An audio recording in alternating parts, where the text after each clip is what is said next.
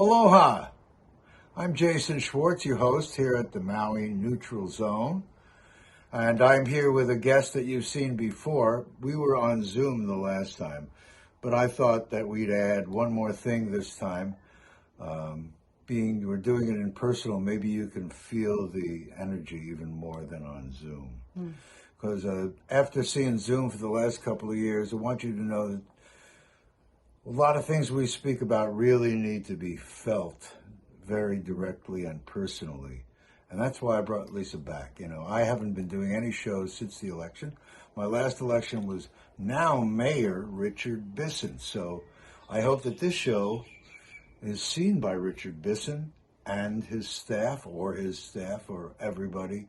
And it's a meaningful show that will give them some help and direction in what's going on, and also motivate you guys to encourage the mayor and anyone else that you know to help about this problem. Now, what's the problem? Well, here's not a problem.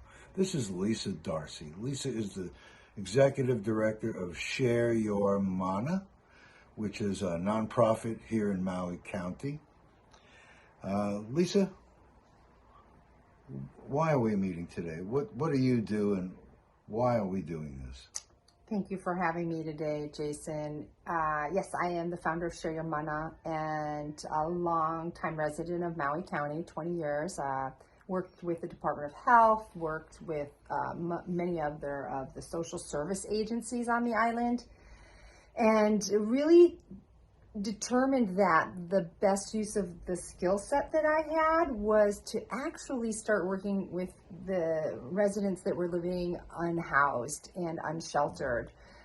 The term homeless is a big brushstroke, and the more that I started to work with individuals and really listen to them, the more I recognized this county hasn't evolved in how that it approaches working with the different categories of need.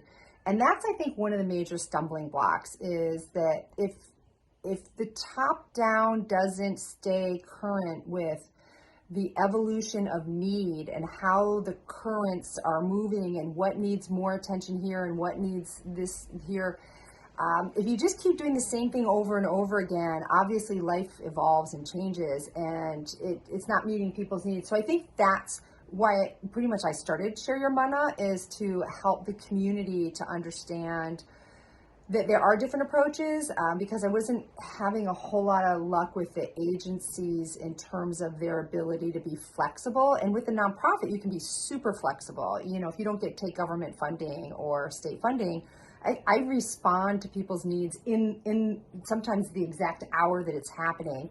And when you have a big agency, it can't respond to that. And that's another one of the reasons why I did this, was to really support all of the needs that were happening, you know, in the moment. And then, of course, as I've been doing this for many years now, recognize that the fires are everywhere now because there's not enough proactive and there's not enough meeting things in its moment, and they just blossom and then they turn into these pretty big fires. So that's the idea behind Share Your Mana, and to also recognize that everything is an equation.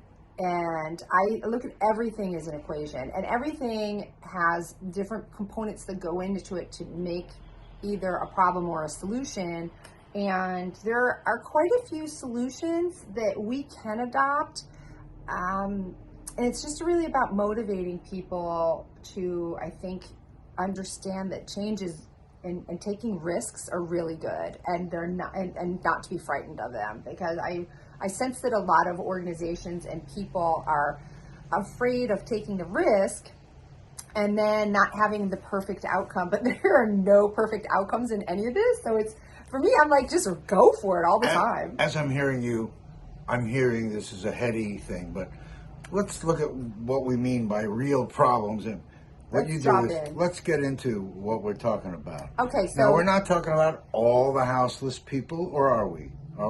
Let's talk and get specifics so that we can be meaningful to our viewers. Okay. And specifics, and let them feel with their heart a little bit. Because, like you say, everything's an equation, but it gets down to real people and real lives and problems that need attention right now that aren't getting the attention it needs.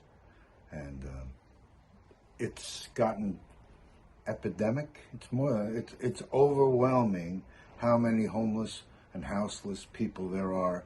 Some through circumstances of their house has been sold and they're now on the street, can't find a place, or whatever myriad of reasons people are on the street.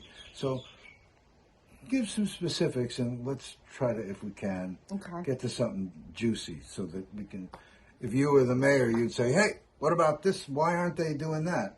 I think it's really important because I don't really know how much information is trickling up to be able to make a good decision. Well, so that's a really important point here is what trickles up. Nothing should be trickling up. It needs to have a direct lightning bolt rod, right? Yeah. I did an interview with the mayor's office when he first came out, and they asked me what my dream position would be. And I said I would be the person that you want to know what's happening on the ground, and you want to know exactly how this is happening. I'm that person. Like I would almost act as kind of an advisor because of the raw and authentic, real relationships that I've been able to build with people. So the larger picture, I know you want specifics, but you have to understand the context. Yeah. So, and most people, there are so many people that kind of look at this from their armchair and from what they read in the paper. And what you read in the paper is a narrative that hasn't really, and what I see has not been an honest narrative. It has been a very narrow view of things. And so the larger, broader education is not getting to people. So there are so many reasons people are houseless, unhoused, homeless, unsheltered. And these are all different kind of things. And they all, like you said, there's a myriad of reasons why this happens. What I want to tell the community is there's nothing to stop this from getting worse. There's no impediment. There is nothing in place that's going to stop this from getting worse. And then we get these COVID monies or we get these things to throw at it.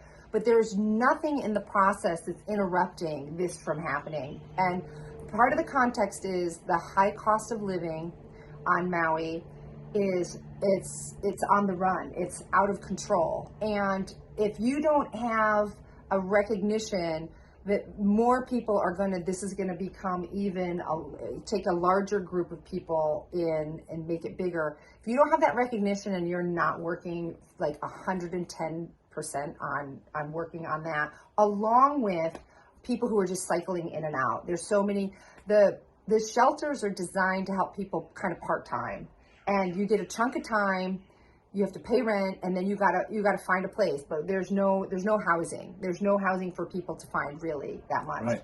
And so it's a cycle that's empty. It's an empty, there's no end for it. Right. So people are going to cycle in and cycle out, and then the reports come in from that we housed all these people in the same places, but you can kind of revolve people into the same apartment, and the agency looks like they're housing all these people, but then they get bumped out, or if they get kicked, whatever. Well, those are the lucky ones that are getting housing to even try. It's so complicated. There is no room at the inn, and there are not enough inns. It's complicated because we don't have any larger solution. And one of the pieces that I've really been offering in my experience over the years is there must be drop-in centers in every moku. There must be, and I think, during the pandemic, I urged the mayor. I wrote letters. We got petitions to open the community centers. What an amazing opportunity that was.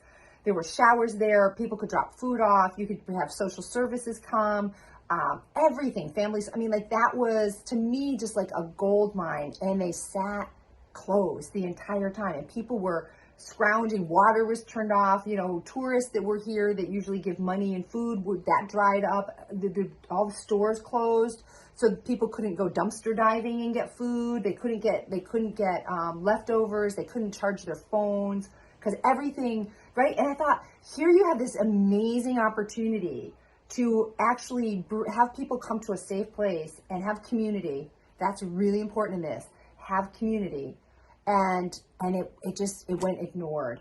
So if you're gonna not pay attention to the solutions that are right in front of us, and that's the kind of stuff. If leadership doesn't take that and say, "Wow, this is amazing, let's do this," then we gotta figure out what to do with our leadership. Now that the pandemic is over and these places are opened again, it's still a model that can be used. We've had these big box stores. How long have they been closed for?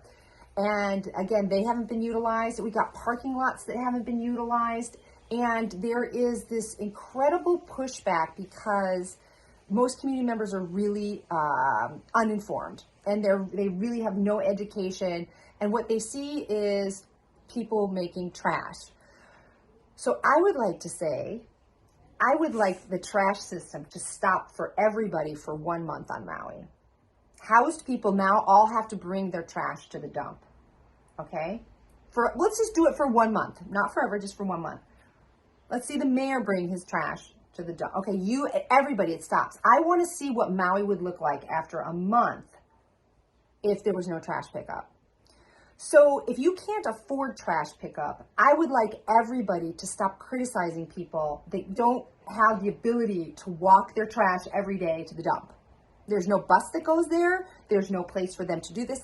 So if you are in incredible poverty, what are you going to do with your trash? And there's nothing, and what do? Do not eat things. Sometimes people gift you food. Do not take it because you don't want to make trash. It's such an insidious cycle that people who are unhoused are dirty because they don't have a place. They don't have any of the support to not be dirty. Unless you have if they have a larger community, or somebody in their ohana has a car or something. And there are people in the community I've seen, and there actually are some county workers that when people keep their trash and they put it out, they'll just kind of sneak by and pick it up. And amen to those county workers that do that, even though that's not on their route and that's not part of their job. There are quite a few that are really doing some beautiful work, but why does it have to be, why do we have to sneak around? Why isn't it just supported? And why does the community criticize people who can't afford trash pickup? It's so baffling to me that that's where you get stuck when somebody is so suffering and in such humanitarian crisis, which leads to mental health deterioration and just plain old apathy. So if you have never experienced being houseless and being walked by on the street or stepped over like you don't exist or you are a piece of trash, I would welcome everybody to come around with me. I'd like you to come around, spend a week, and sit on a sidewalk and don't take a shower. You don't get a shower for at least a week, or you can't get some food. You go to an agency, you walk there, and they say they'll get back to you, and they don't. You have a phone, but you don't have a house, you don't charge it. So you see what it's like to try and call all of the names on the list. Your phone dies, or you put it down because you go to the bathroom and it's stolen. I want you to come around and see what it's like. And I think your perspective would be very, very different. And I hear people commenting on the work that I do that, I'm agitating people, or I'm just being difficult. And I think that if you were to come around, I have patience for people that make criticisms of the work that I'm doing. A lot of patience because they don't know. But I can be critical of the fact that they're not trying to understand. And what about the helping part? We have nothing in place for that. Even individuals could help, and I don't see that. Because you need it organized. It's not always so easy. When I was really kind of orchestrating everything that happened down at Amala and several other encampments, one of the things that could happen is you could get several churches come down like in the same hour on the same day and deliver because it wasn't organized. And then everybody would have this abundance of food, or it wasn't, and it doesn't get sealed. It could go bad because they don't have refrigeration. And yet then the rest of the week they don't have food, a hot meal delivered. So unless you actually have somebody, and I was talking with the Maui Hub way back when about kind of organizing, but you actually need an actual determined person. I make these solutions to the Department of Housing and Human Concerns. It falls on deaf ears all day long, all day long. And I think until we have somebody in a leadership position that takes these items very seriously and understands that if you did have somebody who was organizing community members' meal deliveries, and there's a lot of beautiful community members who do this, and there are churches that do this, and organizations, but then you've got the trash. You know, what happens to the trash? And you're talking about that's just one communities meal. of homeless. Right. Yeah. There are people that don't have community, that are out on their own, and I hear what you're saying. It's so, beyond, and it's a growing problem.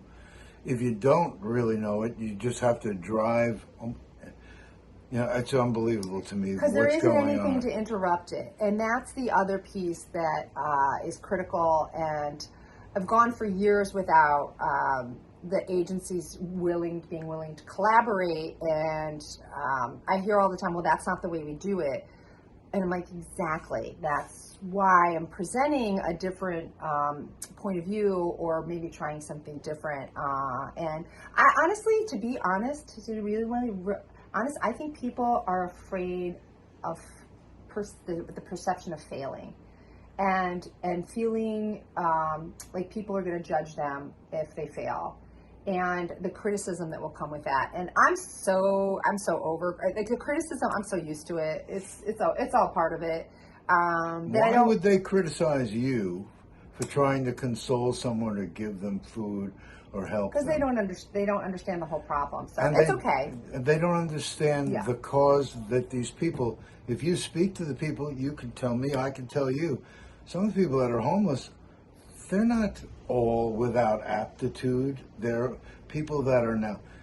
When you get homeless, mental illness starts immediately because you're dealing with things that are way outside. Even before that, way outside the realm of what you think is normal. You can't do any of that. Everything is on high alert. The whole world.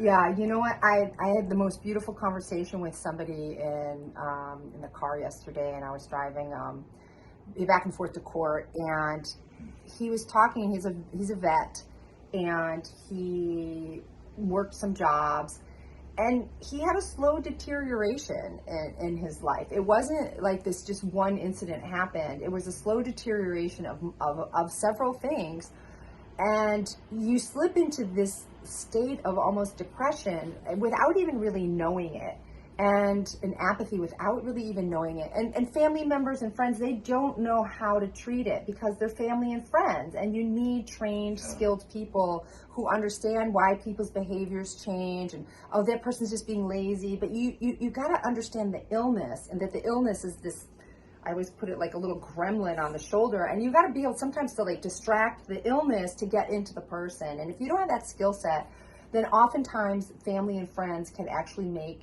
the situation a lot worse because they don't know, and it's not their fault. And then everybody suffers. And I give so much sympathy to the family members that are trying, but they don't have. Again, we have some of the worst mental health probably in the nation in Maui County. And I say that because I came here because of the lawsuit with the Felix decree 20 years ago, and the fact that they were saying that the mental health here was some of the worst that they'd ever seen in the country, and it's done nothing but get worse. And there's no seemingly interest by our leadership to solve this. And that's where I think I have extraordinary frustration, is when you educate people and then they don't take action. You got to understand what the politics. What could they do? Well, they could really be funding a lot more education and support. And, you know, like Kaiser, the social workers were, for a long time, and I'm not quite even sure what's going on with that, I was applauding their caseloads were, it's impossible. Even me, I can't even get in for like a month, and I can't even get in for a consultation for a month. And I'm not, this is physical, it's not, you know, which leads to physical. I don't think they're seeing it. I know, I have a wrist thing, but like, to get into therapy and to have really a level that's therapeutic, you need to have it, you know, within a certain amount of time, and not once every 3 months, or that, you know, the social workers are relegated, and God, you know, the social workers that are sticking it out because they get 20 minutes a month is what they're allotted with somebody. Like, if you understand that's what's happening, then you can start to put some of the puzzle together. But if you don't understand that's happening, then you're just going to criticize things. And we want to do is I want to ignite people's curiosity and say, then what, really, why is this happening, without it being a criticism, but what is the curiosity behind this happening, and really, how do we get ahead and be proactive instead of everything is always reactive. I tried to do even just the parking lot project, and that got just politically just sidelined. And if we can't even come together as leadership to say, okay, a place for 20 people in and out, nobody would even note it. We can't even suggest that has a chance, then it's a pretty sad state of affairs. That doesn't mean you give up. It just means, you recognize that there's something big has got to change. Well, it's going to only get worse, and then what happens? I don't know. We just keep doing the best we can do. And I have to tell you, the relationships that I have built with the community that I have met is some of the most beautiful, loving relationships I've ever experienced, and some of them that have definitely taught me the most as a human being. And I seek professional guidance in other realms, even outside of Maui, because there's no investment in training people. So many social workers don't have degrees. They don't have any experience before they go into having to deal with somebody who's really needs the highest degree. Like, if you're working with someone who's unhoused, you need somebody who's really skilled, not just beginning in the social work field. And unfortunately, we don't have any. This is one of the things that, like, more legislate and real training, like real clinical training. You need a lot of clinical training, not just you have a big heart. That, because these are some pretty significant equations that need to be dealt with psychiatrically, financially, politically. So you need to have some savvy about all of those. And we just don't. There's no investment in local education or. Like, this is a great job. This is a great thing to do. And people's salaries have been junk forever. And I gave my salary up. I just said, I'm not even going to stress it, because I just want to focus on what I'm doing. And I'm just going to trust that the community will support me. And they have. That's the only reason Share Your Mana exists, is that the community does want this information. They do want to learn. And not everybody, but a lot of people do. So I've still been able, miraculously, to keep going and to keep providing really clear experience and direct experience, and support people with lived experience to tell their stories.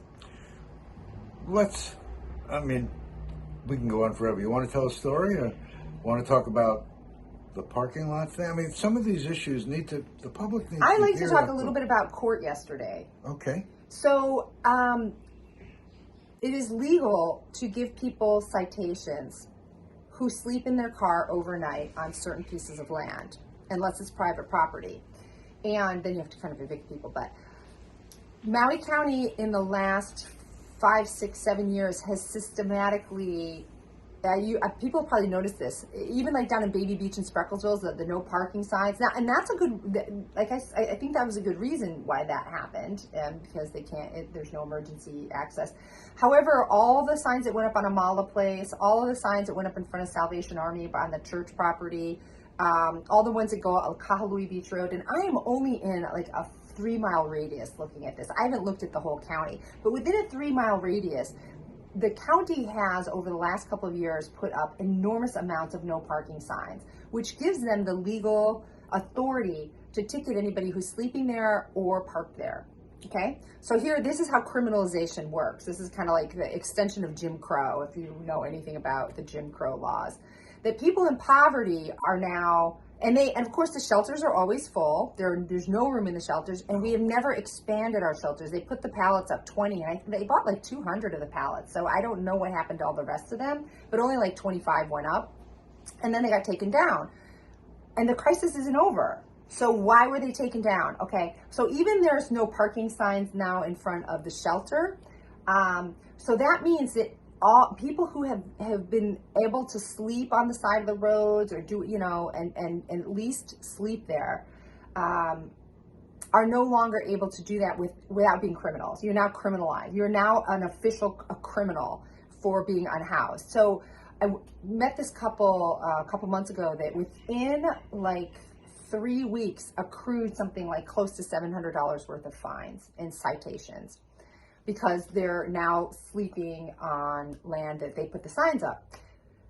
Now they're under they call every day, like where they were for a while, then they gave up, trying to get into the one shelter, and then the other one they've been under the care, and the ones that they get quite a bit of funding to support this community. They come out maybe once a month, and they call, and they don't really, unless they're, and even I call them and say, listen, you gotta help these people. So I went to court with one of the gentlemen yesterday. And we went in and he filled this paper out for a public defender. He went up in front of the judge and the judge said, you are not entitled to a public defender because there's no jail time associated with this. It's just fine. So if found guilty, you're going to be fined between $50 to $1,000. Now, this is somebody who lost his job. He hasn't been working. His wife isn't working. And they're under the care of these agencies. And he has to go stand in front of a judge as a criminal just because there's nowhere for him to go. He wants to work. They want to. They've been psychiatrically under enormous stress. They've had stuff stolen. They have to fight. Anyway, so I pick him up. We go to court. He's in front of the judge.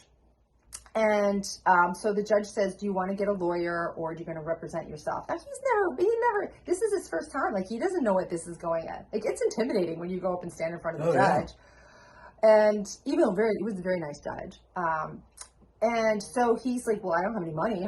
He didn't say that. But of course, he didn't say this. Like, he didn't say to the judge, I'm homeless. I'm houseless. I have no job. I can't pay for that. He was too prideful. And everybody gets in front of the judge and they want to put on their best face.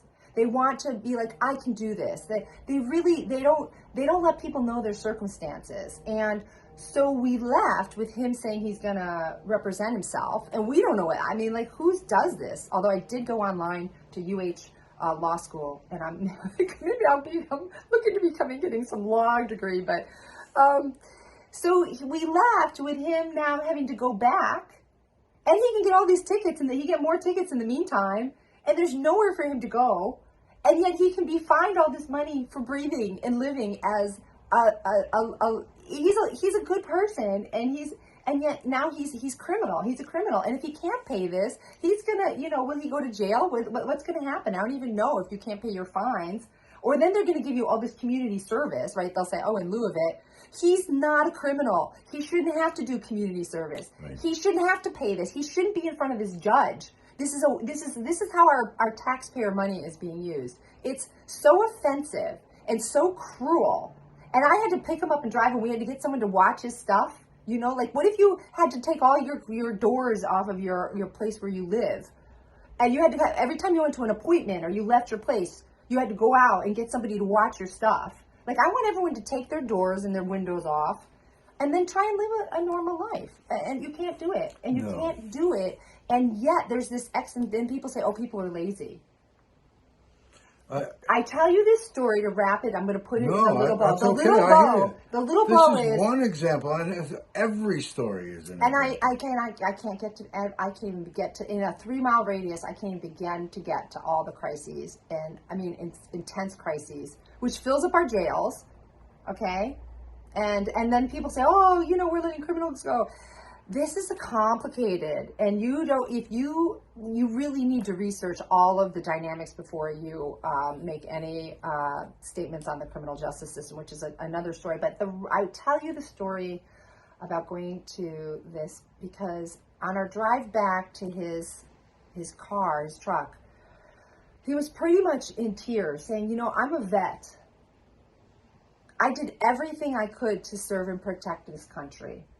And this isn't even just if you're a vet, but he said, I am so on edge. I am so frightened all the time in the country that I fought to protect. and the way that he's like, I'm the criminal now. And he said it so elegantly. I really wish I had my audio tape on. It was so elegant and so beautiful because he really wants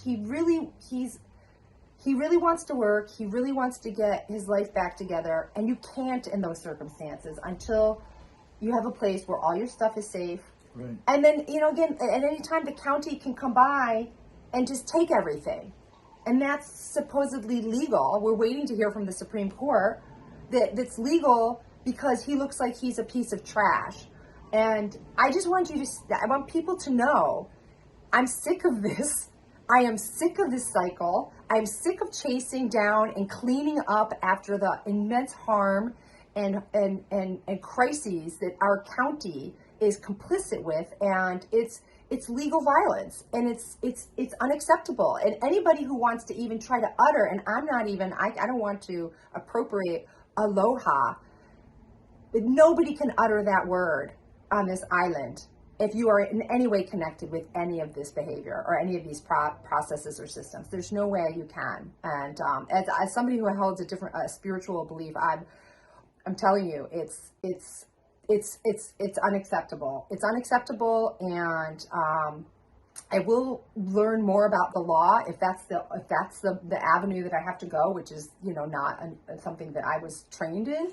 But that's you're what you have only to one do. person. I mean, the biggest thing that constantly comes in my mind is, where you can only handle so many. Just like you say, the caseworkers, if they were trained, would still, the doctors, what are they seeing? 300, 400 people a month.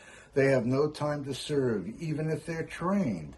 So what do we need? Why, if we can help people from other countries, can't we put up big tents and have bathrooms, facilities, and power? And why?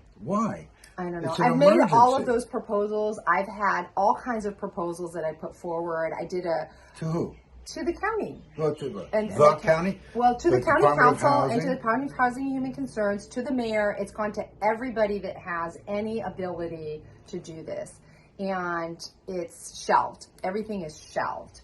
And I can't explain that, but I do know that with the reappointment of the previous Housing and Human Concerns, that we will likely, I don't know how we're going to see much change. So you're talking about Lori Suhako and the Housing Department of Human Concerns. Now, when I call there and they're talking about people that are buying houses as well as the rental, why is there nothing specialized that focuses on the unhoused, on the rental? Right. Why is that not happening? Why is this all in the one department? She's in charge of it. So she's needs to be in two totally different camps.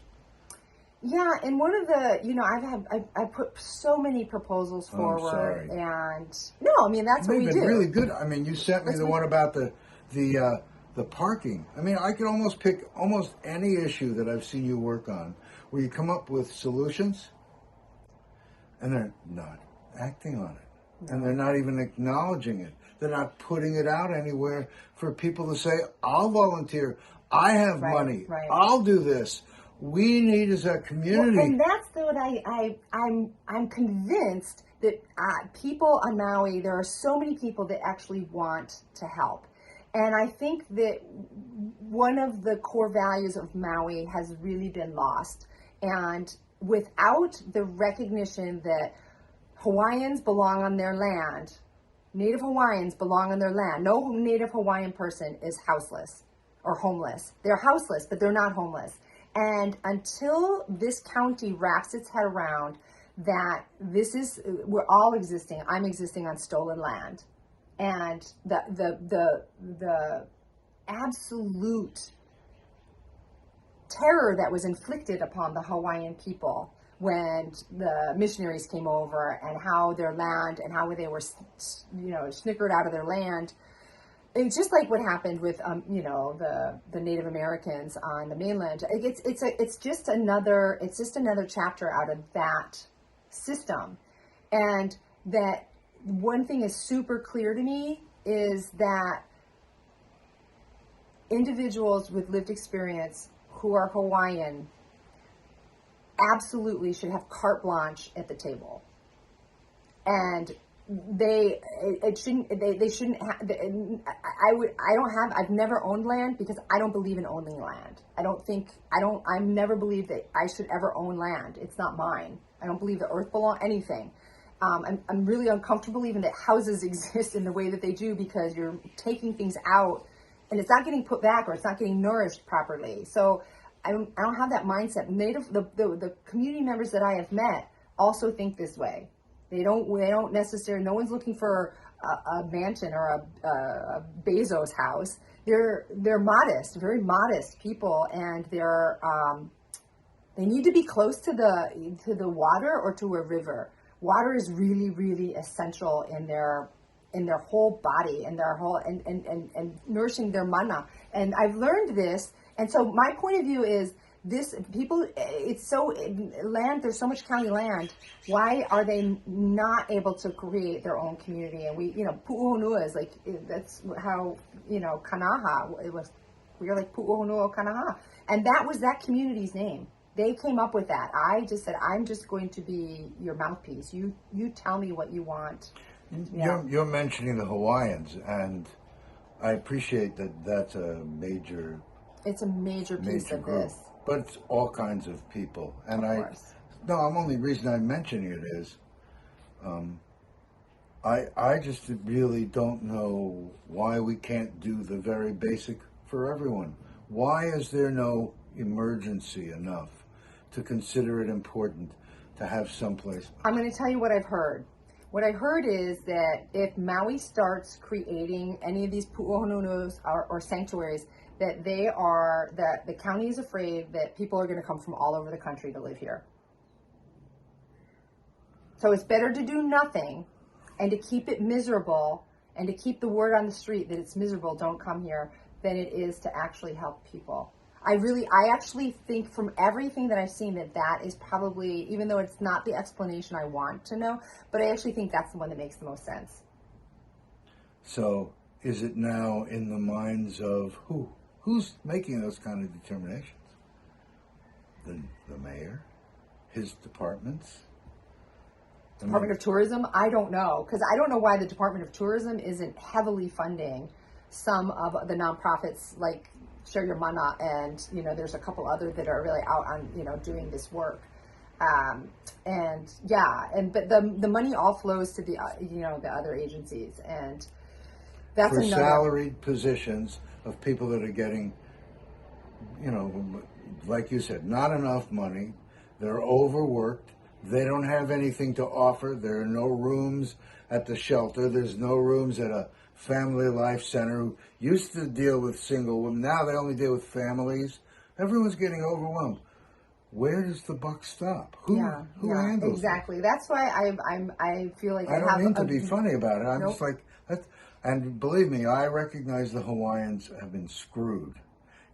I never bought land here either. I never would buy. I didn't want to keep encouraging mainlanders to come here to buy the land here. So, but that's a whole separate issue. Now we've got this crisis. Where's the emergency? Is that a federal thing? Do we have to ask the governor for emergency money? It's already, there is an emergency proclamation, and I know that things are in the works. And the other thing is, I know it's secret. Like, why is it a secret? Why wouldn't some of the voices of the people that I'm working with not be invited into those conversations? So I don't know. We never get information firsthand. It's always word on the street or somebody who really cares. Let's get very specific and information we did get. You and I sat in a meeting. I went to see what the Healing Solutions for Homelessness group was, because someone at the mayor's office said, how you could really help is join a board or council. Mm-hmm. So I looked down the list and, variance and appeals and culture. It's just, but what about housing? So I went to that meeting to see what it was all about. And I heard a report from Lori Suhako, who's the head of housing, that the idea about the parking lot that Mayor Victorino said, how about a parking lot, the one next to the... And they just said, well, we had a bid, but they wouldn't do all the things that we wanted. No, there was no bid. She said there was no bid. Oh, there was no bid? I thought there was a bid, but no one would. But that's what she meant, but that no one would take on that responsibility for the money. And that's it. So Do we not help those people? Do we Right. stop? Why? What do we do now? Right. So that's the fascinating thing What is about that? the leadership that is baffling. First of all, the amount of time and energy that went into creating that project, and then the fact that the mayor illegally took it out of the budget. Councilmember King actually made a resolution to put it back in the budget in its proper form.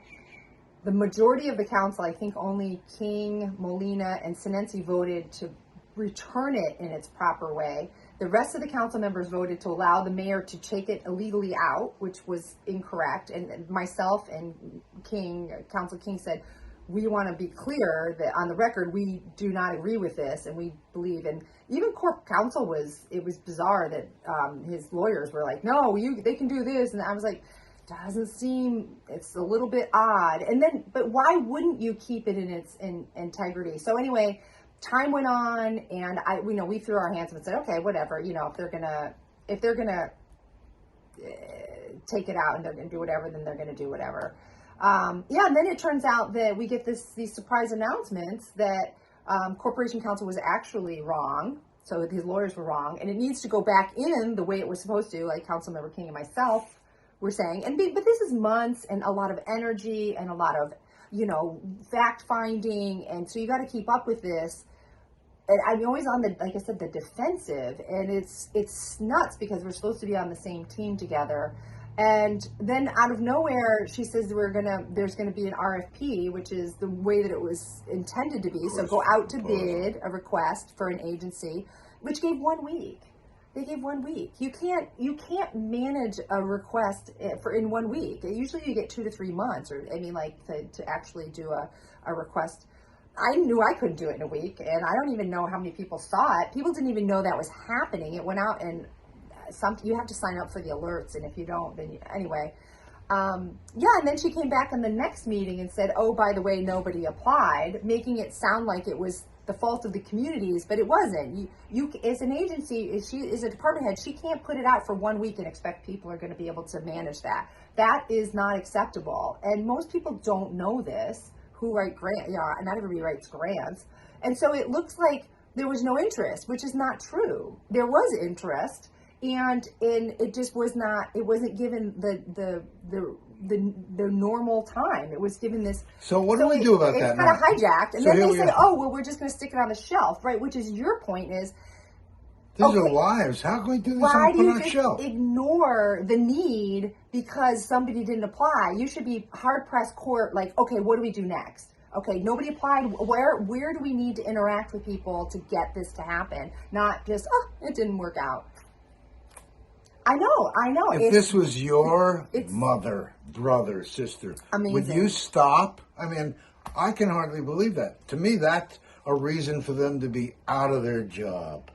The fact that, maybe I'm being a little radical, but how do you stop when someone's dying in front of you? How do you stop when someone's hungry, when there's no showers, when there's no way to get your own personal self and your feeling of self-worth and dignity to a point where you can be functional? So what this distills into, this is a simple life philosophy. It's a moral compass, and the moral compass that I possess is definitely not like everybody else's. It's not like, but the moral compass is that I can't sit and eat a beautiful meal when I know other people are starving all the time. And it doesn't mean that you don't stay nourished and you don't. Because you have to. I just, as a human being, I just feel a responsibility to other human beings, whether it's my neighbor, whether it's somebody in Turkey. 40,000 people and they can't, it's unfathomable. And my thought is that if an emergency happens on Maui, who's going to come help Maui? And I don't know that there's going to be a whole lot of people that are going to come help Maui. And Maui, if and when we have a disaster, which it's normal to have disasters, I don't think this community is really emotionally prepared. They do come together like when fires and floods, but man-made stuff, maybe I don't know. But people are good with short term, like, I can go bring some dry sweatshirts or socks. The long term stuff is really emotionally exhausting. And that's where you need somebody skilled and trained that can navigate that and understand what's required of that. But it comes to me, it just all boils down to your moral compass. And when you get too many people from off island that buy houses here, that this isn't their community, and they're not they don't go to their community meetings, they don't do that. When they just come and this is your playground, you're going to get way too many people that can vote or just take and they're not giving back. And that's a major impediment for this community. That the hardcore people that are really locked in and doing all the good work, and they do it so humbly and quietly, and some of the social workers just keep their head down and they do the best they can every day. Like I said, they don't get paid their worth, and others, it's still very varied in agency to agency. But there are a lot, when that group doesn't get nourished as well, and when they grind it out every day for an attitude of people that are just stopping by to use this as a playground, the balance isn't possible. It's not possible in the design, the way that Maui is functioning right now to do that. And so we have to appeal to each person to identify what's in your moral compass and what's right, and get inspired to join. You went to the commission meeting, so I want to thank you for that. And I don't want you to give up. And I want you to But there's no answers at the end No, of the road. because this is a long road. This is not a short road. So this is that's a long why I say hike. emergency has to be handled. No, I can't know. imagine I know. that they're not handling a bleeding person in front of them. And what about our emergency response people, that they have to deal with all of the emergencies for people whose body, I think you have a 27-year loss. So if you are living unsheltered, and unsheltered, means either like in a makeshift or on the side of the road or whatever, your expectancy, your life expectancy is something like 27 years less than a house person.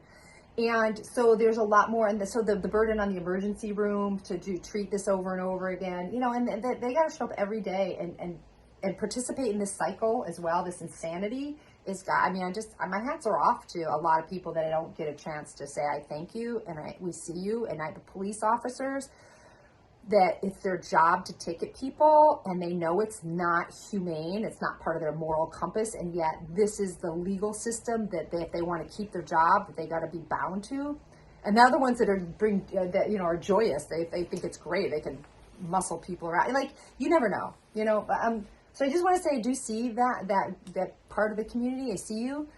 Sorry if I don't get to thank you and acknowledge you as much as I do versus bringing all the problems forward. Because you're a champ. You're the one that's getting here to say, I'm sorry I haven't heard you. But the rest of the community has to get awake. Why did I get awake? Because I know people personally. I like the word activated. Because I wake up, but I can be really groggy when I wake up. All right. So I really subscribe to activated, and to, again, really identify what your moral compass feels about somebody you don't even know. Like a lot of people, they'll help their family. Oh, it's my family. But if it's somebody you don't know, but I think it's really important to extend the concept beyond your family.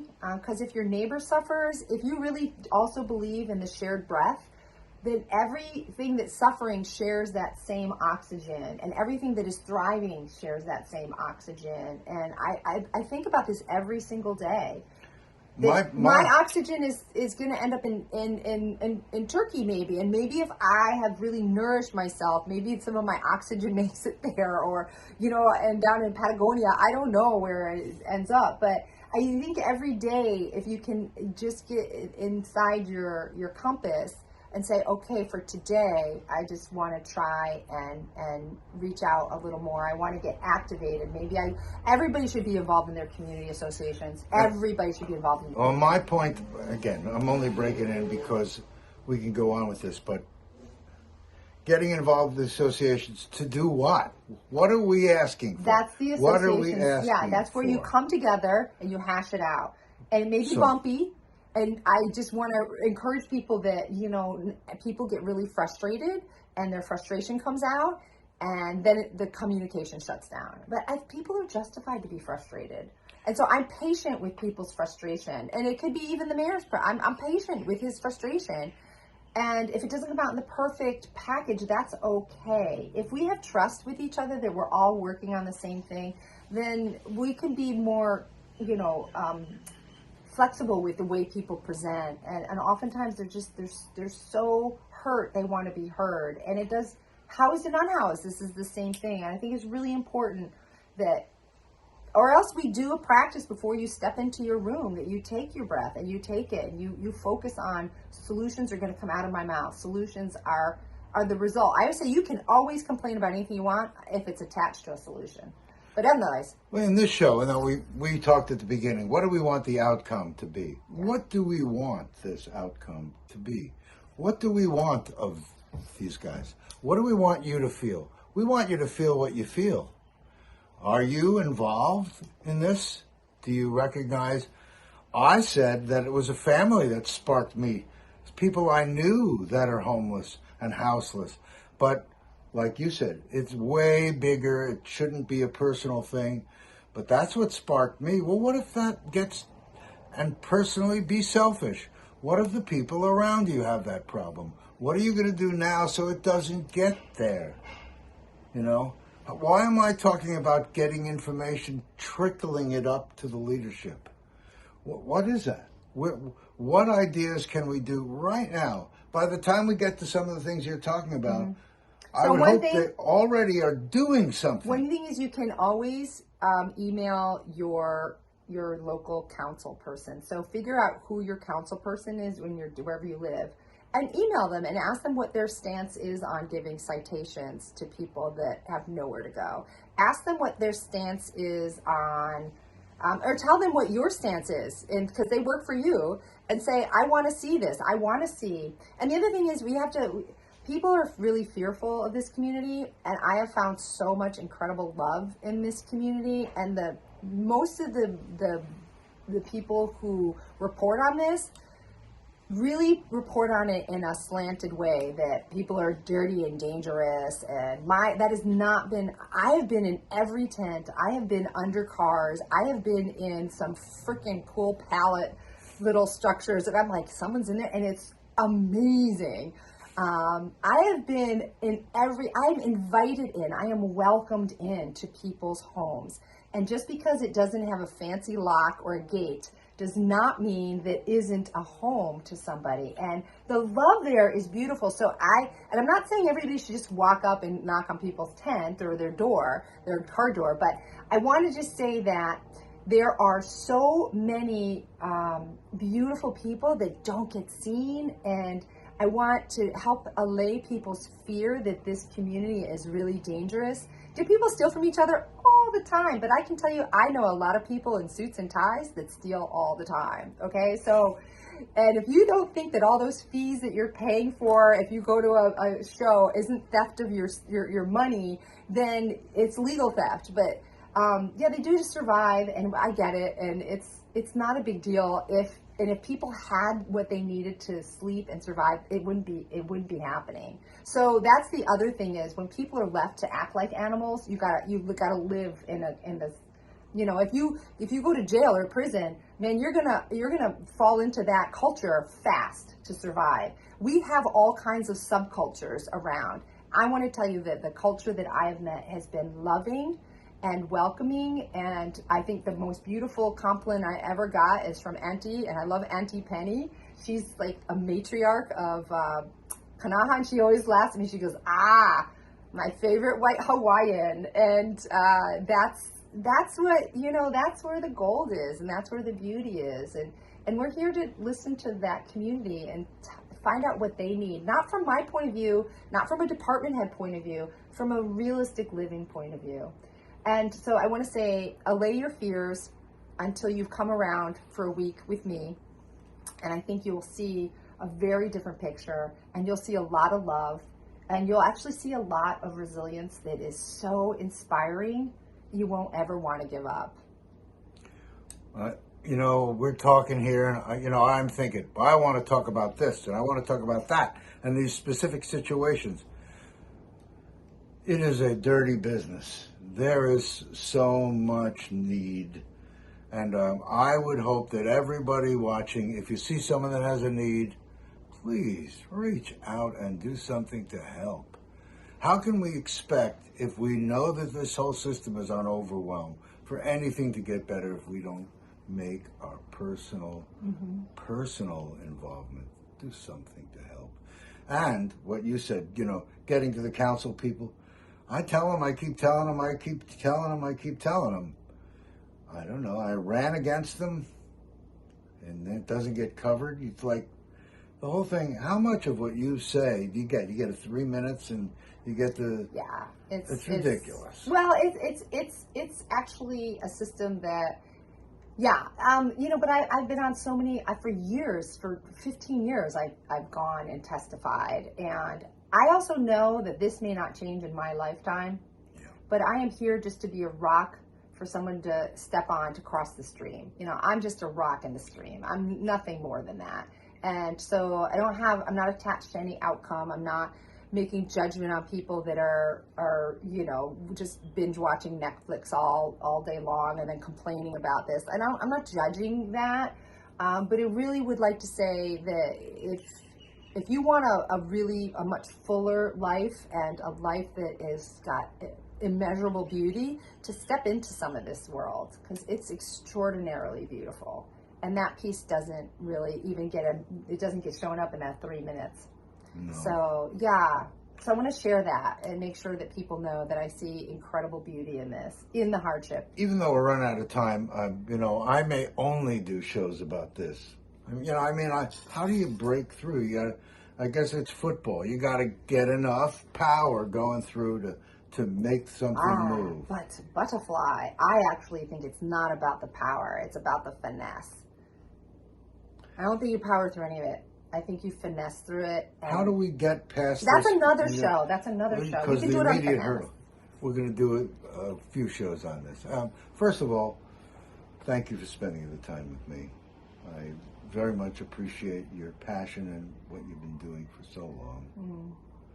And I hope that you get all the support you need, not only physical help and money help, but that we can take this all another step. Yeah. So thank you. It's nice to be here, Jason. Thank you for all you do. Oh, thank you. Thank you guys for joining us. I hope that you will get off the couch and do something here. Write your council member, your senator. Blessings to you, everyone. Aloha.